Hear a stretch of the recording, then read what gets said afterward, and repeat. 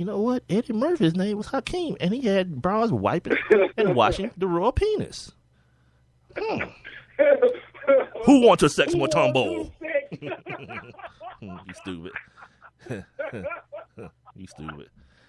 And the other thing about this in this Duke game, and by the way, this is the Sports Kings podcast. I'm Big Mike. The silly dude on the other end is Rob Calloway doing all the laughing. Yeah, these dudes only committed 3 turnovers. I've heard people say they committed 2, but I think officially they committed 3 turnovers in a whole college basketball game. So you talking about miracles happening. 3 turnovers in one game. What else did I write down here? Great basketball. That is great basketball. Oh, and the other thing that really killed Gonzaga, like Duke just kept going on like these. After halftime, they went on two separate runs where Gonzaga couldn't answer. The last one was 13-1. They closed the game on a 13-1 run, and Gonzaga had no answer. So you figured out why Duke is Duke, like the real Duke, not the Duke that lost to Mercer last year. And then you find out, why Gonzaga or whoever is Gonzaga. And now you have your Final Four. You have your Wisconsin. You have your Michigan State. You have your Duke. And, of course, you have your Kentucky Wildcats. All right. Hey, really quick, because, I looked it up. So, Akeem with A is an Arabic word meaning intelligent. But Hakeem is the more exotic sounding of the name Akeem. So there's no difference. Oh, that's a waste of time. Yeah, he was trying to sound exotic. He was being a player. He was being a player. That's a waste. Yeah, you probably heard about Mutombo. Was like, I got to do something to up my game because Mutombo is too strong with his. He just walk in the club. He just coming right out with it. Who wants to sex Mutombo? Yeah, you're right, dog. He's like, I'm gonna change my junk up, get exotic on these bras, and then see what's popping. Yeah. Imagine them 2 dudes hanging out together. The dream. Hey, boy. And the finger wag. Well, there's that. Wag. Mutombo didn't have a nickname? I guess he didn't have a nickname. Nah, the dude's name is Dikembe. What is his nickname gonna be? Exactly. Deke. That's what they call him, Deke. Well, actually, Dikembe Mutombo is his nickname because his name is really it's like 7 words long. It's like a whole sentence. Yeah, that's cool. Yeah, so Dikembe Mutombo is the nickname. All right. Also today, the AP All-American team was announced. Frank Kaminsky's on the team. He got unanimous votes. Jahlil Okafor fell 1 vote shy of being unanimously selected. Kid from Notre Dame, Harvey Grant's boy, Jerian Grant. Willie Cauley-Stein, Willie Cauley-Stein's gonna have a nice NBA career. Like he may have like one of those Tyson Chandler careers that's not really like no Hall of Fame type of situation. But yeah, that dude's gonna be in the in the NBA for a long time and making a difference on good teams. You understand? Yeah. I mean, just listen to what you said. You said Tyson Chandler, right? He's gonna be he's gonna be that type of dude, man. Nice, long, athletic cat. Plays defense, rebounds. Yeah, he's gonna be all right. Everywhere he's gone, and he's made a difference. I mean, he was in Chicago. Well, I ain't not everywhere. New York. Yeah. But I'm saying, scratch that one off the list. But he was solid in Chicago, of course, Dallas, and then he's back in Dallas now, again, so, right? Yeah. The Ohio State freshman D'Angelo Russell also rounds out that AP All-American team. Shaka Smart's in the news. We talked about him a couple weeks ago. Rob asking him about leaving VCU. He and Gary Marshall seem to be up for that Texas job. And Shaka is reported to be very interested in this. Like, see, that's the move. Like, you kind of just, you bide your time until you get a gig with just unlimited resources and then just go. Go. Alabama has that opening too. So, the thing about Alabama is, like, see, the reason I say Texas over Alabama, especially for a basketball coach, first of all, you're going to be competing with Nick Saban and everything that he brings to the table. So there's that whole thing. And then, two, if you get too good, people won't leave you alone. Like, if you go to Texas, folks got other things to do. Like Mac Brown's been there forever and ever and ever. Like the Alabama is just going on. You know what's crazy? I think Nick Saban is older than Mac Brown. Either he's older, Really? or see, yeah, either he's older or they're the same age. They're like 62 each. But Mac Brown is He like must be using that Mac. What is that that Walt Frazier? What is that he endorsed? I don't know. Just for me. Oh yeah, the Just for me. beard stuff. Him and Keith Nick Hernandez. Saban, yeah, Nick Saban must be using And using that on his head or freaking something. what's his name? Emmett Smith. Oh, Emmett. They put him on a couple of those commercials too Yeah. for his beard.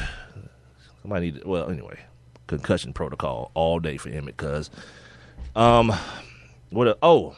now today, if you guys heard Thursday's podcast, 2 podcasts ago, we brought up, we had a nice lengthy discussion about this whole Religious Freedom Restoration Act is the official name of it. And today, everybody went pretty hard on it today. Everybody, Yep. got to it. Oberman and whomever, and Mark Emmert was on ESPNU with Andy Katz. I just happened to catch it. He was on with Andy Katz. I guess Andy Katz has his own show. And while I'm trying to, get some Final Four knowledge from a basketball dude, here comes Mark Emmert. So sat down and watched that, which he's such a clown bag. He has no answers for anything, no definitive answers for anything, no stand on anything. And I was like, yep, this is going to be 10 minutes of my life that I'll never get back. Listen to this Never. butthole. But here's the thing, because Andy Katz was asking him about moving the NCAA headquarters out of Indianapolis because of this law. Asking him about moving the Final Four and all this kind of stuff because it's going to be back there in a couple of years, in like 5 years. I think it's going to be back in Indianapolis. He was very non-committal about it because the newest development is this, y'all, that the bill is being misunderstood. It's been put into place so that, like, let's say Rob is a caterer, right? And he's like this big, religious, or not religious, but him personally, not the catering company. He personally is a big, religious, person. And someone wants to get married. A dude and a dude or a chick and a chick want to get married. They're telling me that the law is in place so that Rob's catering company is not forced to serve that couple's wedding or be at that couple's wedding. Right. And here's the thing. Right.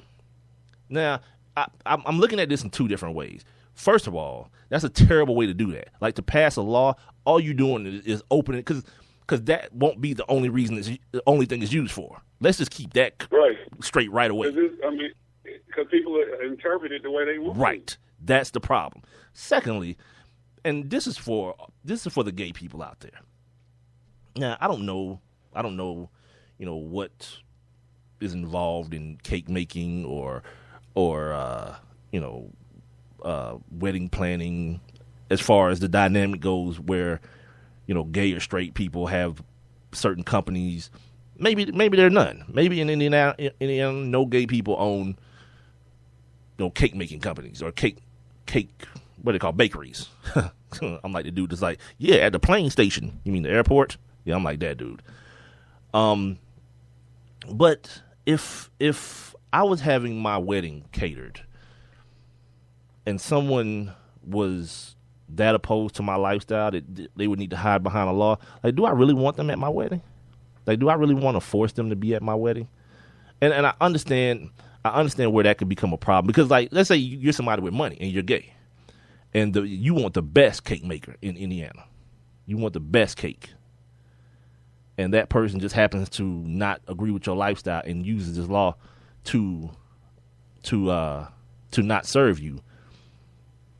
Yeah, I think I would be pissed too, because if this is your day and you want the best, even if the dude that has the second best is gay the way you are, you don't want second best, and you shouldn't have to settle.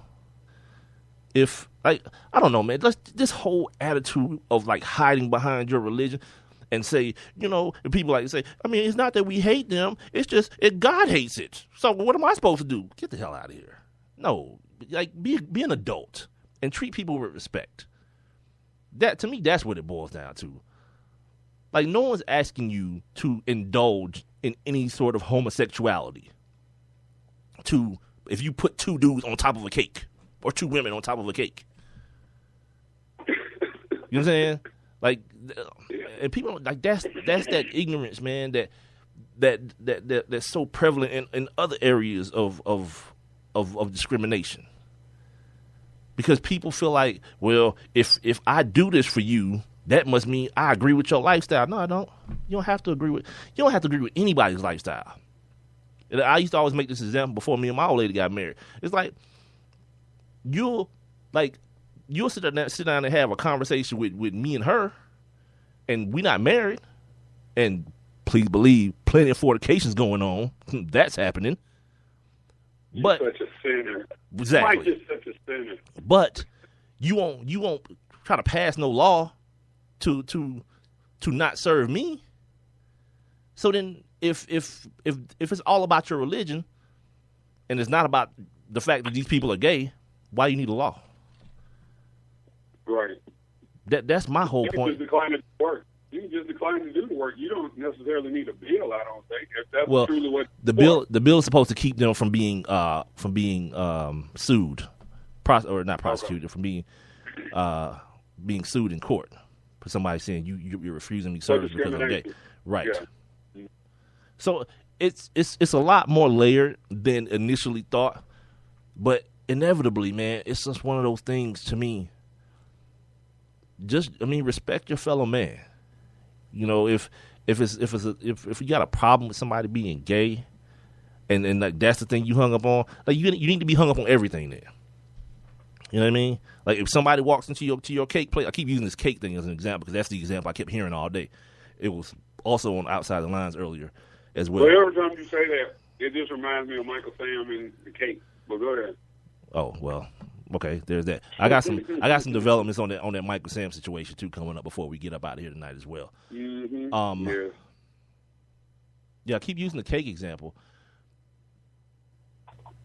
but you won't tell somebody who's been like quote unquote shacking with their significant other of opposite sex. You won't do no cake for them because they've been quote unquote living in sin. So you picking and choosing. That's what makes it to me hate and hateful, because you picking and choosing what you want to accept and what you won't accept. Mm-hmm. I don't think it's anything different with if two dudes are banging and they not married. Man, I never consider that any different than me and my old lady doing it. And we, as far as like your religion goes. Technically, well, okay. Well, when people start talking about religion, they always want to throw out the. Adam and Eve, not Adam and Steve. That's ridiculous. And all of that. So, in a lot of situations, like a heterosexual couple, no matter if they're married or whatnot, like that it will always be accepted more than, just something that people consider to be out of the ordinary, which is, with, a same-sex couple. I mean, and, my thing is, and I've said this on the podcast, I've said this on the air, I've said this whoever will listen. Like, for me, like, I'm not one of these people that's all caught up into that. As long as you are not, like, pushing up on me, you know what I'm saying? Or just making, I'm cool. Or you have some of these over-the-top folks, you know what I'm saying, that kind of get on my nerves, but I accept them. You know what I'm saying? And so, like I said, I don't discriminate, so I don't need a law. You know what I'm saying? Like, what makes me uncomfortable is something totally different outside of business. You know what I'm saying? Like, look, man, for $1, I can look past a whole lot of stuff, man. I'll just say that. And there's a lot bigger things going down than same-sex marriages and same-sex couples. There's a lot more in the world going on, a lot worse.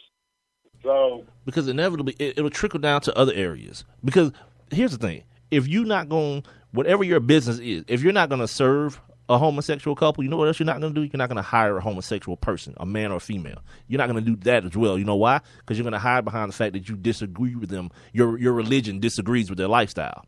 Yeah. See, Now we're going down that road. And where does it end? If you can continuously hide behind this Religious Freedom Restoration Act, There's so many other things that you can do and be like, well,